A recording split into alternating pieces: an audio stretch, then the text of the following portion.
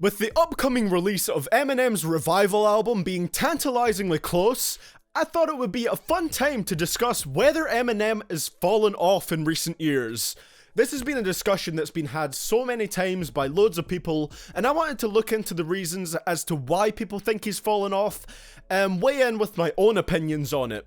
So just to make sure we're all on the same page at the very start of this video, the definition of falling off for this video will be releasing music that has declined in quality from what you have previously released. And obviously it has to be a noticeable decline in quality. So with that being said, guys, this is CDTVProductions, and today we're going to be asking, has Eminem fallen off recently? Sometimes I feel like all I ever do is find different ways to word the same old song. Ever since I came along from the day the song called How My Name Is dropped. One thing a lot of people say, an argument I saw a lot, is that Eminem has ran out of stuff to write about. A lot of people responded to the announcement of his new album with comments such as, "We don't care because there's nothing else you can rap about. You've rapped about everything that you can, and there's going to be nothing new on here." So is that true? Well, I think the best way to kind of get an idea of this is to look at the track list of his most recent album, the Marshall Mathers LP2, and see how many tracks within that track list were actually fresh and original content-wise. And looking through it, there's probably only 6 or so tracks that I'd actually see a deal with completely new content, or talk about it in a fresh way, out of the 22 tracks on it, that being the deluxe edition of course. I think tracks like Bad Guy take an old concept and make it fresh, as this track is a sequel to Stan, and tracks like Headlights take what we've previously known about Eminem's feelings and flips that on its head. But we also have tracks like So Much Better, where he details his heavy disdain for a woman he was in a relationship with, or rock rap crossover singles featuring female vocals on the hook with Survival. Wave until you dislocate a rotator cuff. Came up rough, came to ruffle feathers. Now egos I ain't deflating. The last chance to make this whole stadium in rust. I'm not saying I dislike those songs, but looking at it objectively, I can't deny that those tracks are nothing new content-wise. So yeah, looking at it, it does seem like he's talking about a lot of the same subjects on the Marshall Mathers LP2, but let's give him the benefit of the doubt because, to be fair, that is a sequel album, so it's only kind of fitting that a lot of the tracks would have similar themes to his earlier music. So to get a bit more of a fair assessment on it, what we're going to do now is go back and look at Recovery and see how many tracks were fresh and new off of Recovery. Because the kind of time frame I want from this is seeing if Eminem has fallen off basically since he came back from his hiatus. So I think Recovery is another good one to look at. And on this album, I definitely think he presents a lot of his songs in interesting ways. Spacebound is essentially a love song describing a relationship that sharply declines, ending in Eminem strangling his lover and killing himself. I sit on top of you, squeezing till I snap your neck like a popsicle stick. An impossible reason I could think of to let you walk about this house and let you live. Tears stream down both of my cheeks. Sharply declines is probably an understatement for that, actually. It's another love song that can be taken as a metaphor for hip-hop, but the narrative is handled in a bit of a different way, telling a start-to-finish story, so I felt that was somewhat new. There's also tracks like Going Through Changes, which talk about pretty much the same subject as the song Deja Vu, but with a much lighter beat. However, the subject matter is still as depressing, with Eminem detailing his life as an addict. One thing I've noticed as I'm writing this, though, is that most of the time, Eminem is either talking about stuff he's talked about before in slightly new ways, or expanding on stuff he's only mentioned in a few lines before, such as with the song You're Never Over. If Proof could see me now, I know he'd be proud. Somewhere in me deep down, there's something in me he found that made him believe in me. Now no one can beat me now. You try, it'll be them doors. Eminem has had many lines talking about his close friend Proof's death, but I'm pretty sure he said before that this is the first full-blown track he's released dedicated to Proof, because he didn't feel like the other ones he had written before were good enough. And before I get the comments, Difficult doesn't really count as it's just a leaked track. It wasn't actually an official release. So honestly, when I'm looking at it and when I really try to break it down, it does look like Eminem is finding it a little bit harder to speak on newer subjects. Now, this is quite understandable as he's been rapping for over 20 years, but it is a reason that a lot of people will point to say that he has fallen off. I do want to say though that I still think he finds new ways to speak on these subjects a lot, and a lot of the time he does present them in different ways, and I think that's important to note too. Also worth noting is, as that time has moved on in his most recent albums,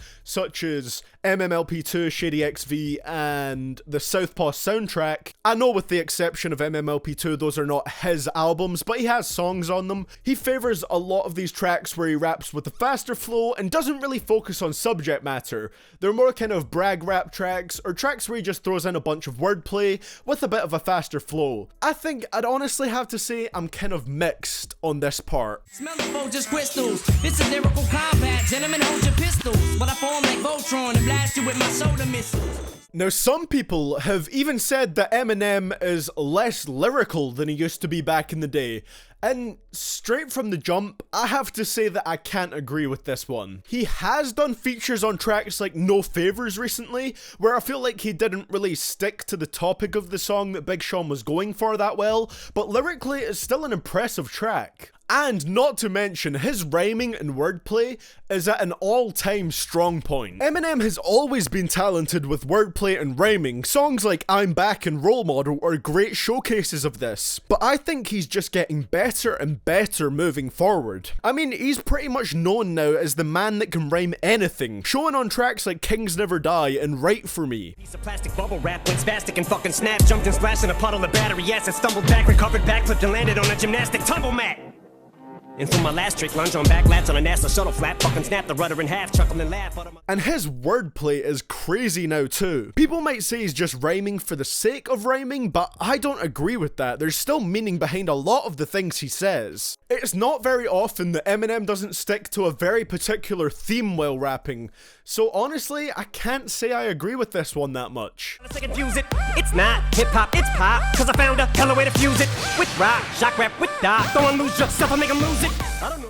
Then of course, I have to mention the newly announced tracklist for Revival, which draws attention to another point that people bring up as to why Eminem has fallen off recently. And that is the increasing amount of features he has from pop artists as his career has went on, with a lot of people thinking that Eminem himself has become too poppy. And most of this stems from his album Recovery, which to be fair is probably the most commercialized project he has ever put out. Now personally, I thought the Pink and Rihanna features were just fine on there, but even solo songs like Spacebound and Not Afraid had massive commercial appeal and success. Not every track on there is pop rap, but it's definitely more prevalent, and some people see that as Eminem becoming a lot softer and less of a rapper. However, his next album, MMLP2, offered more hope in my opinion, as this one was definitely a lot more rap influenced. Tracks like Evil Twin, Bad Guy and Brainless were firmly planted in the rap genre,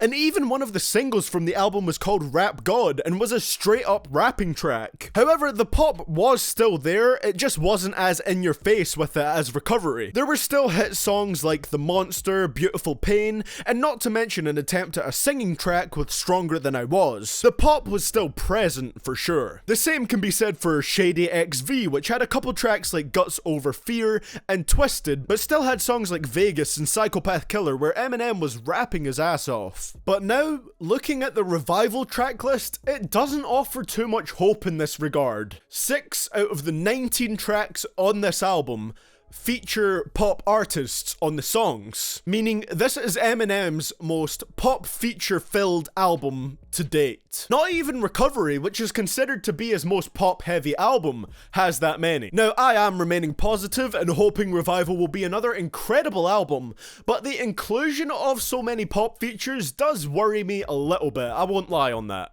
It does worry me slightly that there are so many pop features. Like, I hope it doesn't mean that Eminem is trying to create a hit song with every single track that features a pop artist on there, because in my opinion, just trying to create that many hit songs will definitely water down the album. Now that does leave around 13 tracks to be 100% just hip-hop flavored cuts, but I do doubt that every single solo track Eminem does on here will be a full-on hip-hop cut.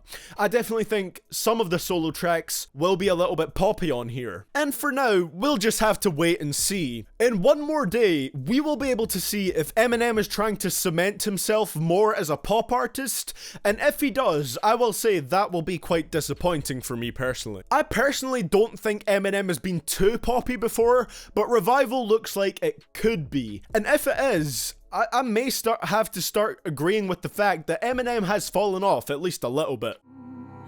Cause I'm just a man, but as long as I got a mic, I'm godlike. So me and you are not alike, bitch, I wrote Stan. So overall, do I think Eminem has fallen off in recent times? I'd have to say not exactly. I still enjoy almost everything he releases, and he hasn't released an album that has disappointed me since his return from his hiatus. There are a couple areas that I feel he is starting to lack in, but Revival... Oh, fuck off. But Revival is gonna be a big deciding factor in this argument. If it's great, I'll be happy. If it's bad, I might have to accept that he has fallen off. But I will be reviewing the album once it's out and letting you guys know what I think. And for me, currently, he is still on, if that's a phrase. Because, you know, fallen off, he is still on. I'm assuming that's the phrase, I don't know. The fact that he is still successfully going after 20 years, though, is still very impressive. And no matter what happens, I will still respect him as the man that got me into rap music. So yeah, in my opinion, Eminem has not exactly fallen off recently. There's a couple areas that he's getting a bit worse in, but Revival...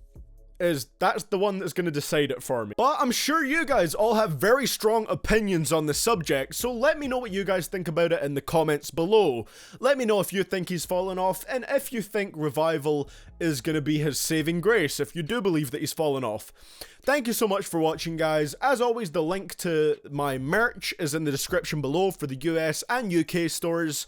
I dropped that to celebrate 100,000 subscribers, so I'd really appreciate you guys checking that out. And of course, you can always follow me on my Instagram under the username CDTVProductions. Thank you so much for watching, guys, and this is CDTV Productions, signing out.